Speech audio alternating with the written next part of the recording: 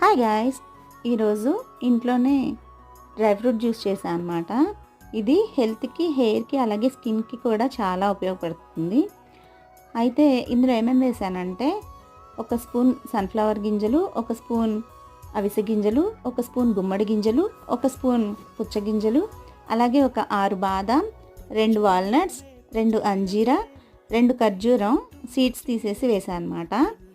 ఇందులో కొంచెం వాటర్ పోసుకొని ఓవర్ నైట్ అయితే నానబెట్టుకున్నాను నేను. ఒకవేళ మీకు వెంటనే జ్యూస్ కావాలి అంటే కనుక హాట్ వాటర్ వేసుకొని ఒక 10 మినిట్స్ సోక్ చేసుకుంటే సరిపోతుంది.